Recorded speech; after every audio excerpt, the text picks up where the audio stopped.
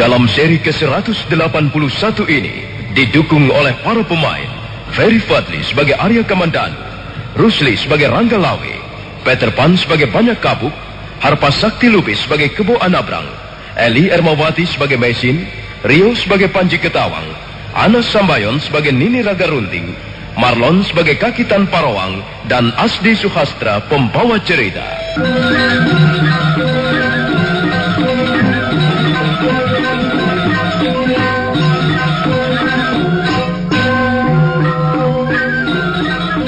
Empu Bajil dan kaki tangannya pergi meninggalkan Bukit Karang Putih. Derap kaki kuda mereka telah lenyap bersama angin yang menyapu daerah yang berbukit-bukit. Arya Kamandanu merasa beruntung dan bersyukur. Orang-orang bercadar hitam itu telah menyelamatkan jiwanya. Dia memang sedikit terluka. Dadanya merasa agak sesak. Pimpinan orang-orang bercadar itu yang ternyata adalah Rangga Lawe menawarkan agar Arya Kamandanu mau kembali ke Majapahit. Dengan halus Arya Kamandanu menolak tawaran itu. Terima kasih Gusti Rangga Lawe. Gusti telah menyelamatkan jiwa hamba. Kukira kau terluka, Kamandanu. Sebaiknya kau kembali ke Majapahit dulu. Dan kukira luka-lukamu itu perlu dirawat dengan baik, Kamandanu. Terima kasih Gusti. Tapi sepertinya luka hamba tidak begitu parah. Kamandanu, setidak-tidaknya kau perlu istirahat. Ayolah kembali ke Majapahit bersama kami. Iya, benar. Lereng Gunung Arjuna masih cukup jauh dari sini. Kami mengkhawatirkan keadaanmu, Kamandanu. Sebaiknya memang kau kembali ke Majapahit dulu. Terima kasih Gusti. Tapi ampun Gusti, hamba tidak bisa menunda perjalanan hamba ini. Hamba harus segera sampai di lereng Arjuna. Ya, aku tahu. Kau mempunyai tekad yang besar, Kamandanu. Baiklah. Tapi sebelum kau pergi, aku ingin mendengar ketegasanmu sekali lagi, Kamandanu. Ampun Gusti. Ketegasan mengenai apa? Begini, Kamandanu. Atas nama Gusti Sanggrama Wijaya, atas nama Pedukuhan Majapahit, aku masih mengharap agar kau mau bergabung bersama kami. Iya, Kamandanu. Pedukuhan Majapahit sangat membutuhkan orang seperti kau. Aku juga sependapat. Kau mempunyai ilmu kanuragan yang cukup tinggi. Dan kemampuanmu itu bisa kau abdikan untuk suatu cita-cita yang lebih luhur. Ampun Gusti. Maafkan hamba. Bukannya hamba menolak tawaran Gusti. Tapi rasanya untuk sekarang ini belum saatnya hamba terjun ke dunia keprajuritan. Kamandanu, kau bisa berbuat hal-hal yang baik untuk kepentingan rakyat banyak. Dengan kemampuan yang kau miliki itu, kau bisa menolong kehidupan rakyat jelata yang selama ini menderita, Kamandanu. Benar, Kamandanu. Sekarang ini, rakyat jelata hidup dalam keadaan tertindas. Apa yang menjadi hak-hak mereka telah dirampas dengan semena-mena oleh pemerintah Kediri. Mereka tidak bebas lagi bersuara. Sebab mulut-mulut mereka telah dibungkam oleh ujung pedang dan mata tombak. Dan corong-corong kekuasaan yang tersebar ke segala pelosok desa. Kita harus ikut berjuang, Kamandanu. Kita jangan hanya berpangku tangan. Kita harus mengikuti panggilan hati nurani kita sebagai seorang satria, Kamandanu. Ampun Gusti Rangga Lawe. Hamba mengerti. Rasanya hamba pun tidak rela melihat kesewenang-wenangan yang sedang melanda tanah Jawa ini. Sepertinya bunyi gamelan perjuangan itu pun sudah terdengar jelas di telinga hamba. Tapi sekali lagi hamba mohon ampun Gusti. Sebenarnya hamba tak ingin mengecewakan Gusti. Tapi, ya, apa boleh buat. Untuk sekarang ini memang hamba belum bisa memenuhi tugas tersebut. Sekali lagi mohon ampun Gusti. Iya. Baiklah Kamandanu. Kalau memang kau keberatan, kami pun tidak bisa memaksamu. Dan hal-hal seperti ini memang tidak boleh ada unsur paksaan, Kamandanu. Tapi seandainya suatu ketika pendirianmu itu berubah, kau bisa langsung datang menemui aku di Pedukuhan Majapahit. Dan pintu rumahku selalu terbuka untukmu sampai kapanpun. Terima kasih Gusti. Terima kasih atas perhatian dan penghargaan Gusti Rangga Lawe terhadap hamba. Arya Kamandanu segera minta pamit untuk meneruskan perjalanannya ke lereng Gunung Arjuna. Tubuhnya segera lenyap di balik kegelapan malam.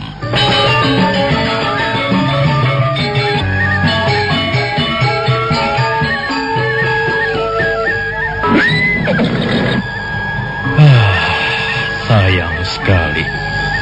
Mestinya laki-laki seperti dia itu bisa berbuat banyak untuk membantu kita ini. Iya.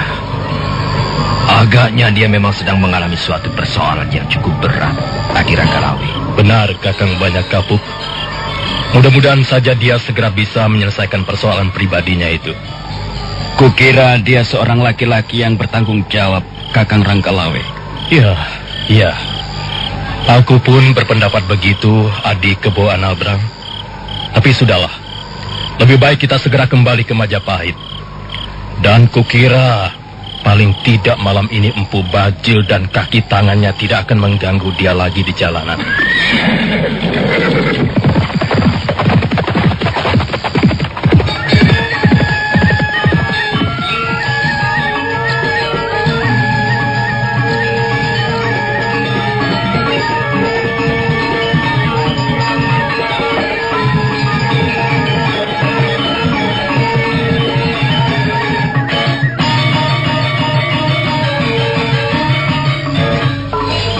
Arya Kamandanu terus menuruni Bukit Karang Putih, melewati jalanan berbatu. Suasana malam sangat lengang. Mendadak terdengar ringkik kuda di kejauhan. Arya Kamandanu bergegas melangkah ke arah kaki bukit dan segera mendapatkan kudanya di bawah sebuah pohon rindang. Dia menepuk-nepuk leher binatang itu sebelum kemudian melompat ke punggungnya. Dadaku masih terasa sesak. Tapi rupanya aku masih cukup beruntung. Pukulan Aji Segoro Geni yang dihempaskan pendekar cebol itu tidak telak mengenai tubuhku. Aduh, ada rasa nyeri yang menyengat di lambungku sebelah kiri. Setiap kali batuk, lambung kiriku rasanya seperti ditusuk-tusuk pisau. Apakah aku harus meneruskan perjalanan ke lereng Arjuna malam ini juga? Bagaimana kalau aku mencari tempat istirahat dulu untuk memulihkan tenagaku? Tidak. Kasihan Panji Ketawang dan Mesin. Bagaimanapun juga aku harus segera kembali ke lereng Arjuna. Apapun yang akan terjadi atas diriku.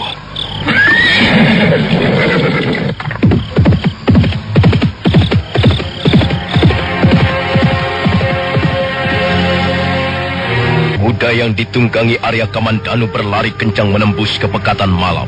Suara kakinya yang menderap di atas jalanan berbatu bergema dipantulkan oleh bukit-bukit di sekitarnya.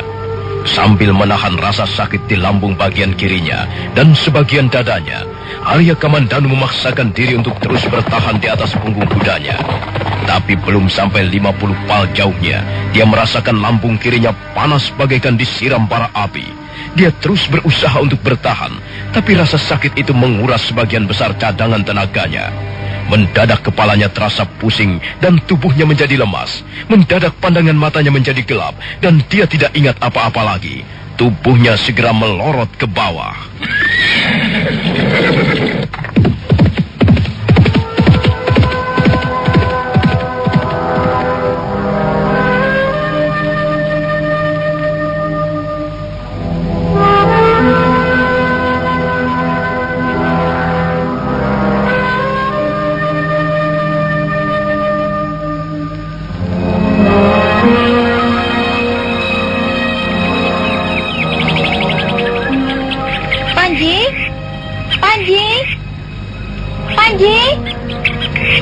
Panji, di mana kau?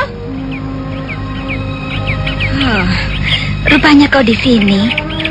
Apa yang kau lakukan di sini, Panji? Tidak apa-apa, Bi. Kau sedang mengerjakan apa? Saya tidak mengerjakan apa-apa, Bi. Saya hanya duduk-duduk saja. Sejak kemarin, kulihat wajahmu tidak cerah.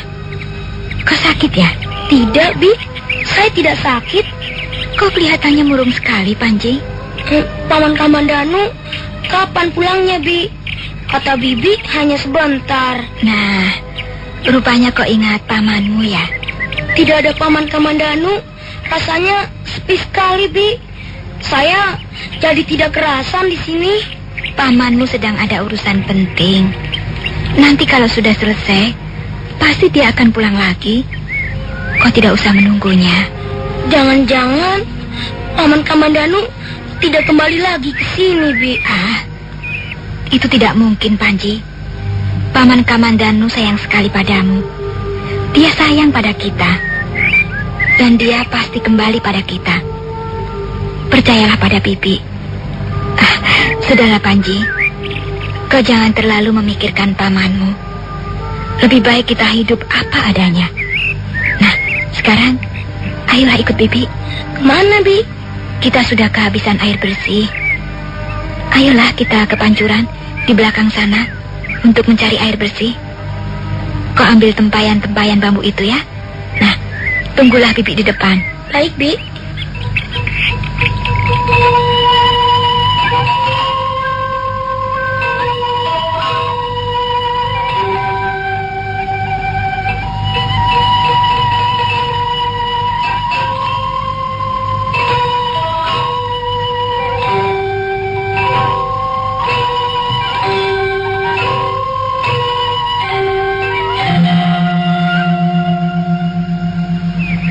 Kalau misalnya paman Kamandanu tidak kembali lagi, bagaimana, Bi? Aduh, Panji.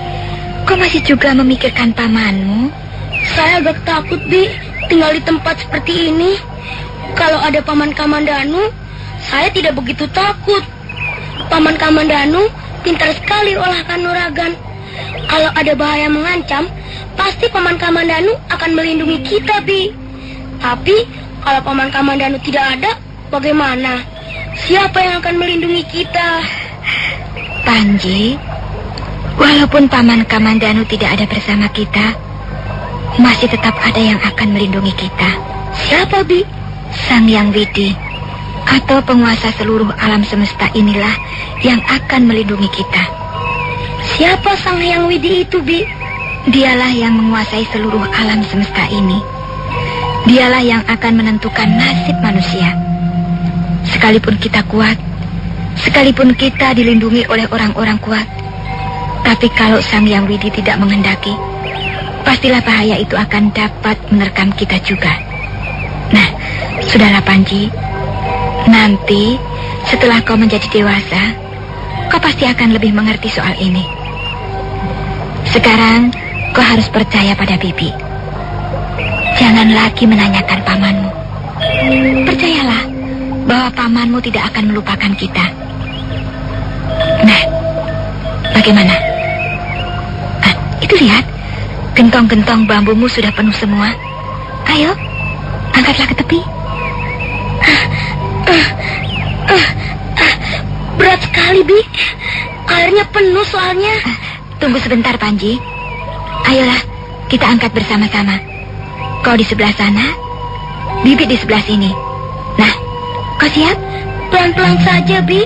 Nanti airnya tumpah. Ayo, terus Panji. Terus, ke sebelah sana. Iya, ke sebelah sana. Ada apa, Bi? Ada apa? Perutku sakit sekali, Panji. Aduh, tunggu sebentar. Istirahat sebentar. Aduh, airnya terlalu penuh, Bi. Lebih baik kita buang saja separuh. Tidak usah. Tunggu saja sebentar. Ayo, kita angkat lagi. Hati-hati ya. Iya, Bi. Pelan-pelan saja, Bi.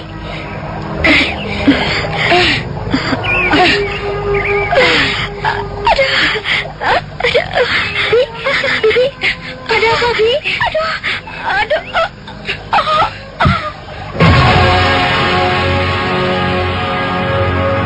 Bi? Bi. Oh, ada apa dengan Bibi Mesin? Dia tiba-tiba saja terjatuh. Oh, bagaimana ini? Apa yang harus kulakukan? Bi. Oh, apa yang harus aku lakukan?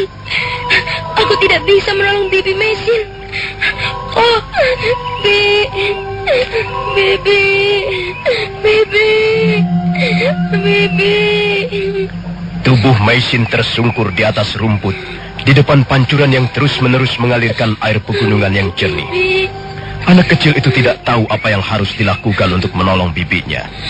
Dia hanya menangis sambil terus-menerus berusaha membangunkan bibinya. Tapi agaknya usahanya itu sia-sia saja, karena Maisin tetap tidak bergerak sedikit pun juga. Wajahnya pucat dan kedua belah matanya terpejam. Mendadak Paji Ketawang bangkit dan dia berusaha mengangkat tubuh bibinya. Bocah kecil itu, karena tenaganya yang masih lemah, akhirnya hanya bisa menyeret sedikit demi sedikit tubuh Maisin ke arah sebuah lempengan batu.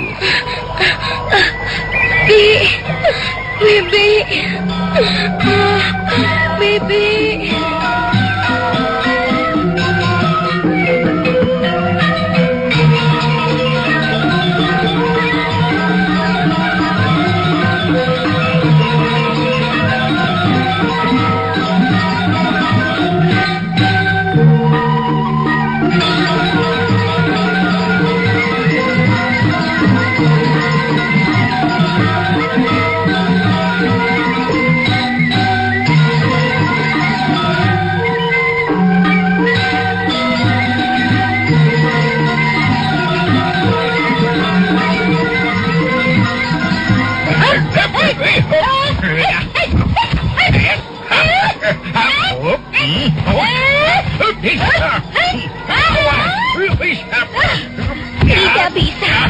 Tidak bisa.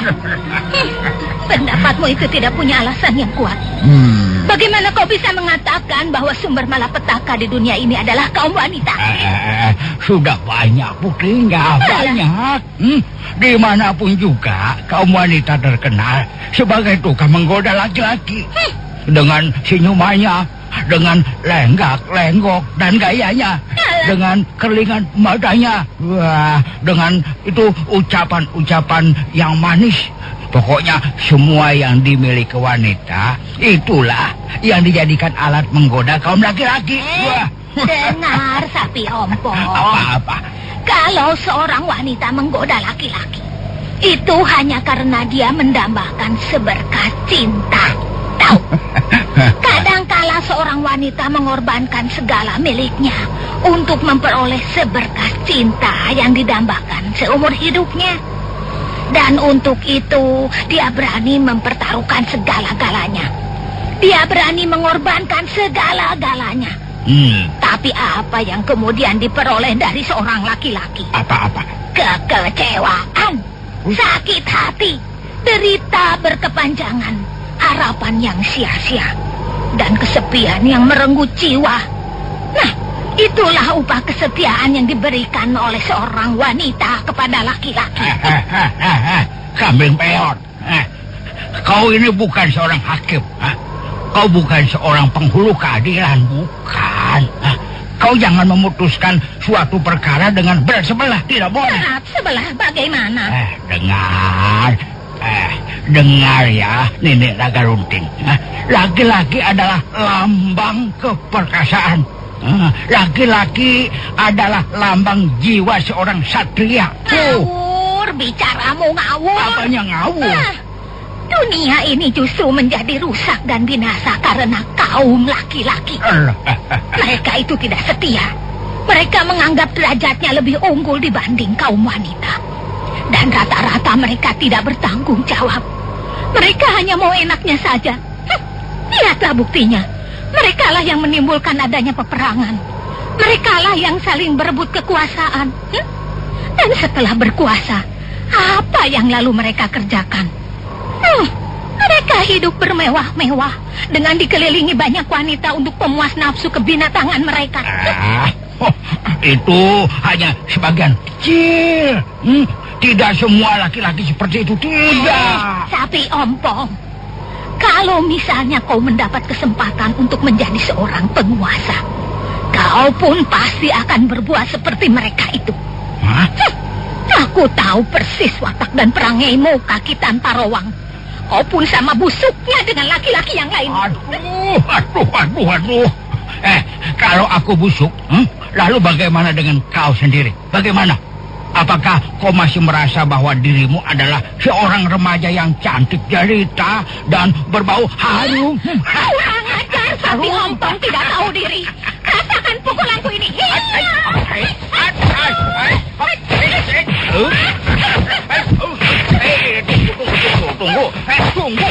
Tunggu dulu. Lihat, ada yang mengintip kita. Kurang ajar. Siapa? Apakah orang itu tidak mempunyai pekerjaan lain? Rupanya dia tidak tahu bahwa mengintip orang itu pekerjaan yang tidak sopan. Tidak tahu adat dan tata krama. Orang seperti itu perlu dihajar. Hup.